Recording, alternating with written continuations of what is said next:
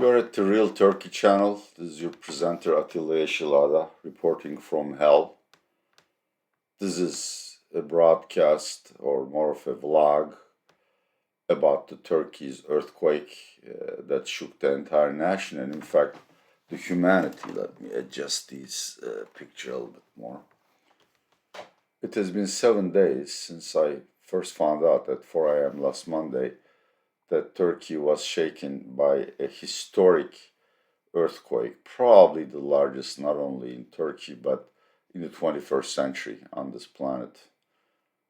I couldn't record anything or write anything simply because my mind went numb as I began grasping just how disastrous this whole thing is.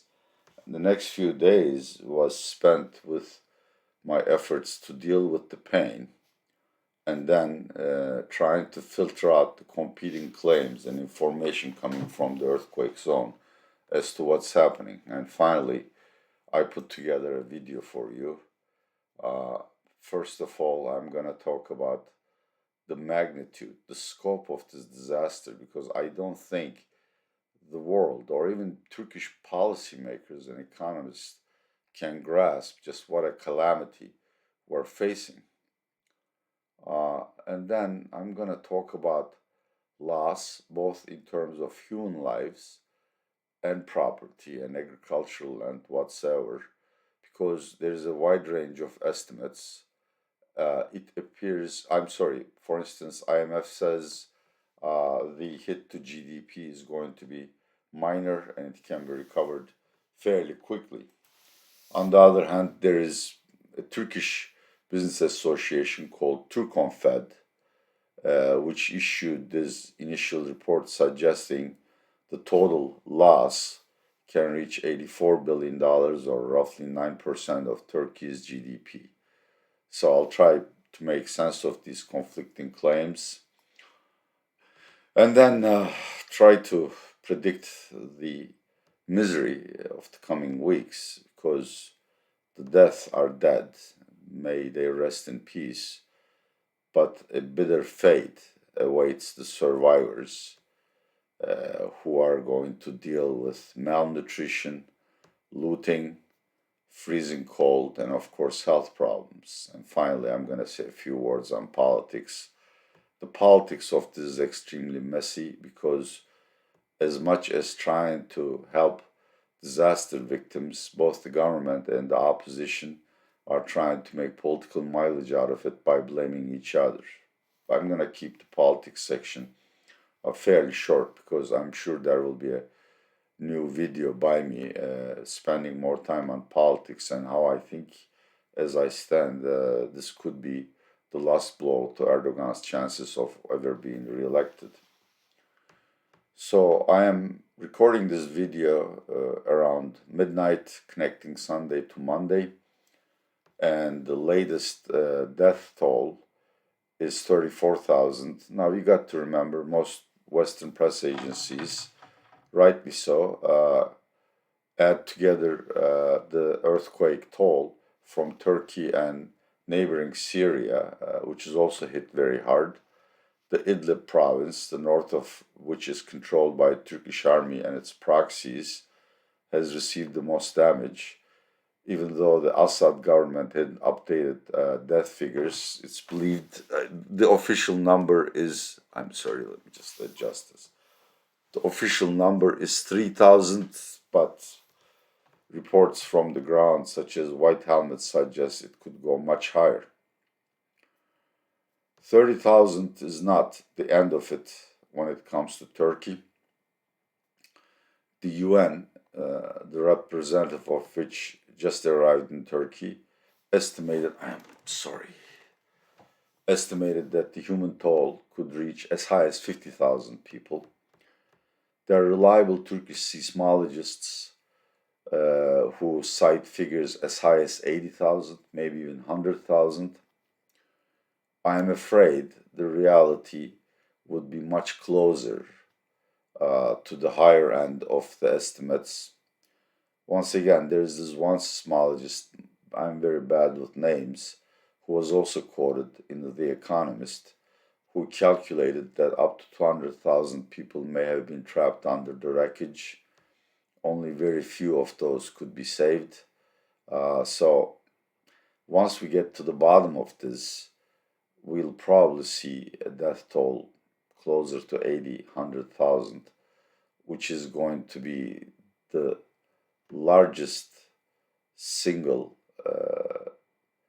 loss of human life after the infamous Erzincan earthquake, which took place in 1939. To put things in a perspective, the very well known 1999 Great Marmara earthquake officially killed 18,000 people. I've been there. I've read the reports. I've been on the ground. I think the true estimate is something like 30,000, but most of it were migrant workers from other areas and unregistered tenants, etc. So these people just died, and this is what's happening right now. I mean, the relief agency decided to intern the corpses within 24 hours if they're not claimed by family or other acquaintances, which means there are a lot of unmarked graves. So we're talking about 100,000 people. And that's unfortunately only the beginning of it. The World Health Organization issued a report on Friday or Saturday. It was reported in the Observer. You can find it. The report claimed that up to 23 million people in the zone, covering both Turkey and Syria, are facing extremely dire circumstances. 1.4 million of those are children. What are these dire circumstances? Starting with official figures, so far the Turkish government identified that 1.1 million people have been left homeless. The government claims all of this have been adequately sheltered, which really doesn't sound correct to me, given eyewitness accounts and YouTube videos from the earthquake zone. I would say probably 100 to 200,000 have been sheltered one way or other, while the rest are still living next to the wreckage, hoping to find their relatives buried underneath or trying to protect their property, for which, honestly, there is no military or police protection at this point. So that's the first problem. I mean, it's freezing cold out there, temperatures at 0 degrees Celsius or even lower. How many people will die in the next few days? I don't know. There is a huge shortage of everything from food to hygienic pads to baby formula to medicine, which is going to add to the human toll. Again, this all sounds like I'm blaming the relief effort by the government. Partly it is, partly it is because of the fact that the calamity is just so colossal that no government on the face of earth could have dealt with it adequately. Also, relief efforts are hampered by Mr. Erdogan's desire to bar the opposition from establishing parallel networks that carries, doctors, supplies, tents, etc. This sounds unbelievable, but it's true. And this is not necessarily a criticism of Erdogan only. This is a criticism of Turkish political class, which prioritizes making mileage out of this disaster rather than coordinating their efforts and bringing relief to the people.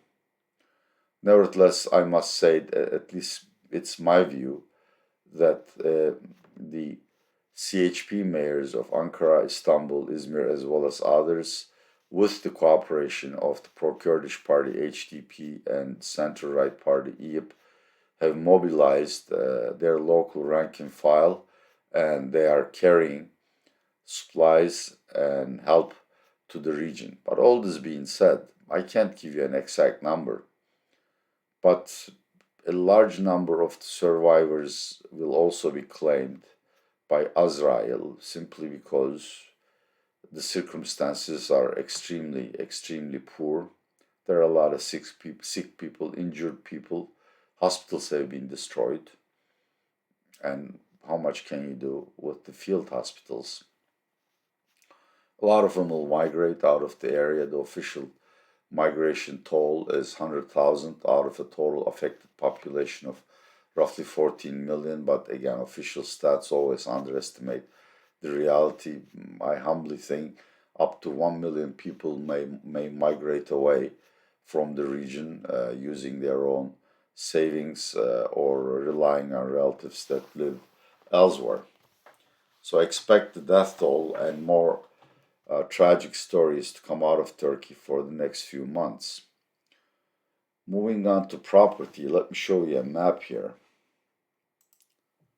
Okay. This is in German. I copied it from a Twitter posting. I honestly don't like to violate people's property rights, but I forgot the name of the person who posted this. It puts the scope, the geographical spread of the disaster in perspective.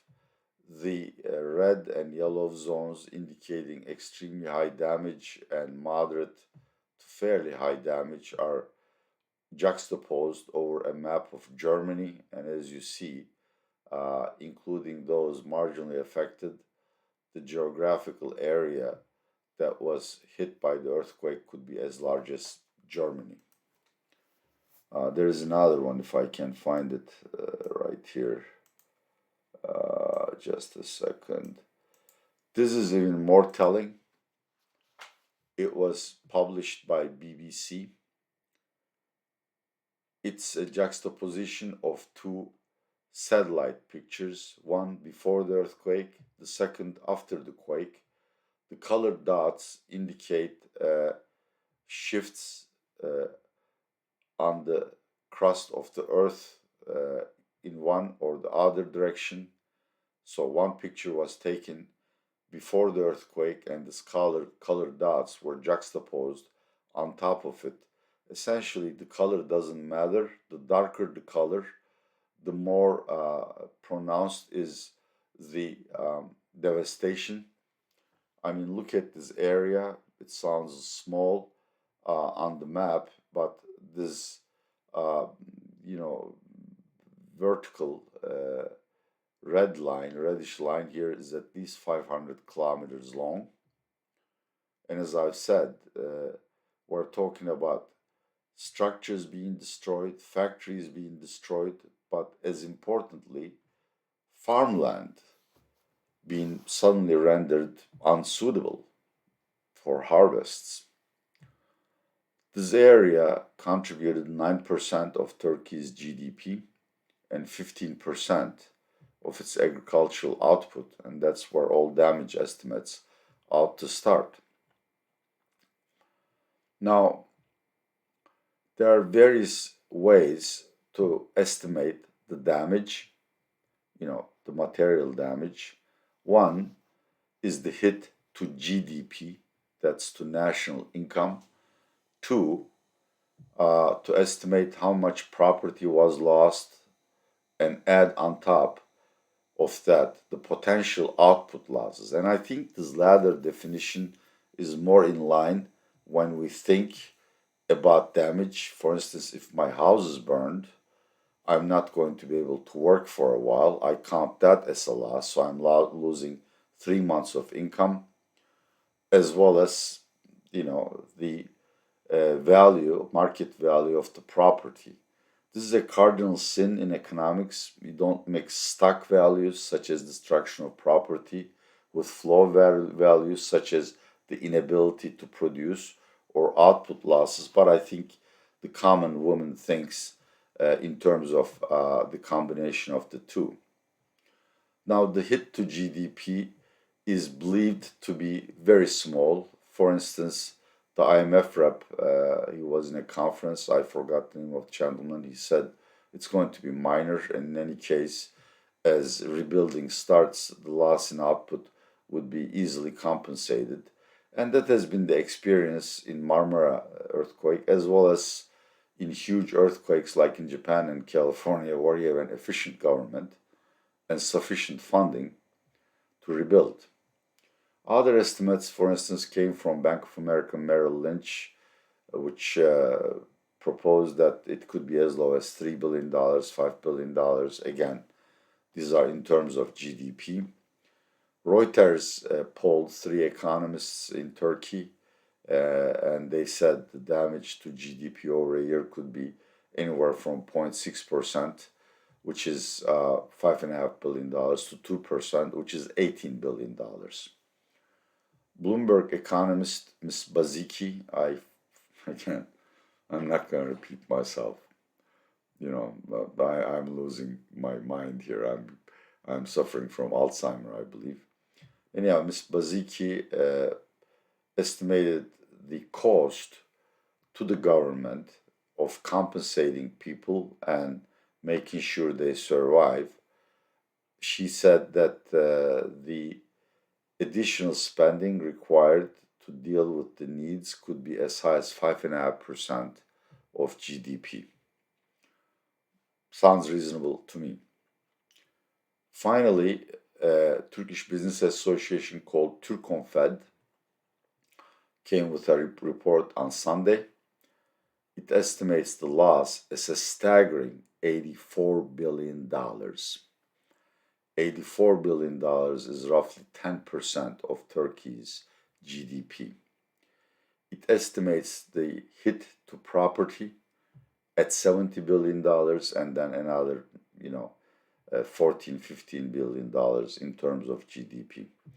Its methodology is in line with what the common woman thinks, in the sense that it adds the loss of wealth to the loss of potential output. To me, this is a more sensible measure. I can't argue with the 84 billion figure simply because Turkey doesn't have very good estimates of its stock of housing and commercial structures. We simply don't know how much they are worth. But there are roughly 4 million residential dwellings in the area. Let's say at least a tenth of them are damaged, another tenth not destroyed, but not suitable for human habitation. We are talking about 800,000 dwellings at, say, $50,000 per clip, and you do the math. Fortunately, major infrastructure assets reportedly are not damaged. These are obviously ports, like a port of Iskenderun, pipelines. We have two oil pipelines running through the area, Baku, Ceyhan, and Kirkuk, Ceyhan. They are reported to be in good case. The government claims that all the power lines, the electricity production units, all are safe. I have certain doubts about that.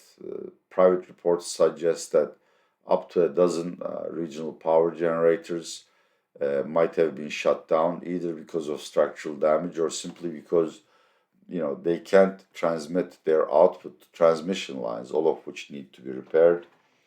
There are very alarming reports of cracked dams, not the huge dams like the Atatürk and Keban dams, but smaller hydroelectric dams. The government denies that. This is something we certainly need to monitor. In the bitter winter cold, when most of the rivers are frozen, you won't notice these dams, but when the snow on the mountains melt and the river flows increase, suddenly you may have a deluge, or whole cities under the water. All in all, it looks to me that the reality will be closer to Turkonfed estimate, around $80 billion, adding both the loss of wealth and potential loss of output. Of course, that's not the only side effect. As I've said, this area contributed 15% of the agricultural output. Turkey is already suffering from huge food inflation. Official figures are somewhat unreliable, but in my view, credible analysts and reports suggest that food inflation might be running in low three digits in Turkey. Now, add on top of that the absence of, you know, grains, nuts, produce coming from that region, and you're gonna have a mess in your hands. Food inflation is going to drive the entire headline inflation. Another thing that will drive inflation is, of course, that most of the government spending nowadays is covered by monetary expansion. That's by money printing. And if you have an inelastic supply curve, meaning that Turkey can't raise its output of goods and services as rapidly as demand grows, you're going to have runaway inflation. Finally, current account deficit. Exports are going to decline somehow. I think this area contributed 8% of Turkey's total exports and something, similar in terms of imports.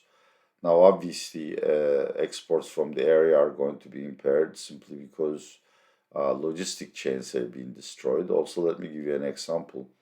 Suppose I'm a small business person. I received an order for $1 million worth of widgets from Germany.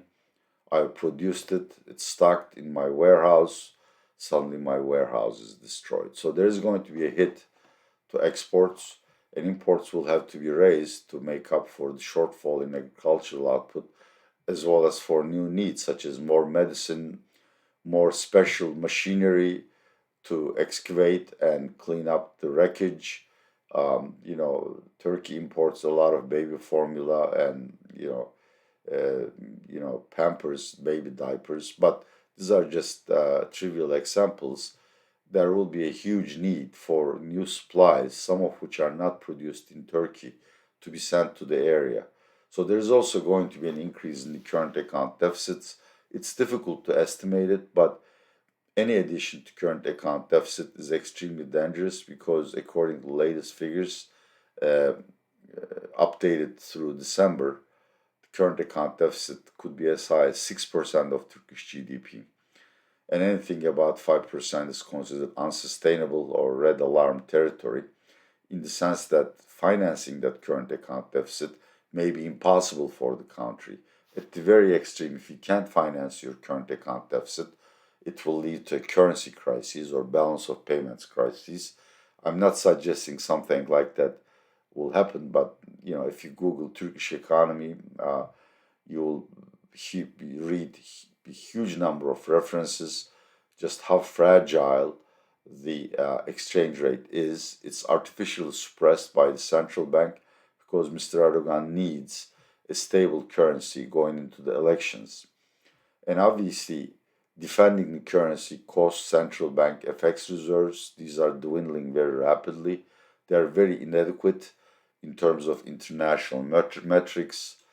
Usable reserves are something like $70 billion. The IMF rule of thumb is the usable reserves ought to be equal to annual trade deficit plus your financing needs, which is something like over $250 billion. So already very little ammo in the arsenal, and increases in current account deficits obviously add to the pressure on the central bank and on the exchange rate. The final point is a lot of the current account deficit is covered by Turkey's commercial banks borrowing abroad.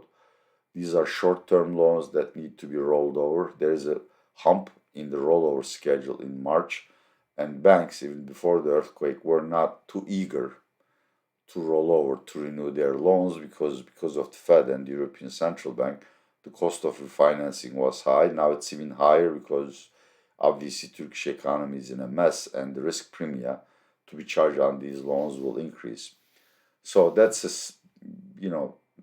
a very difficult situation that I will follow and probably broadcast a video about. Finally, the political fallout.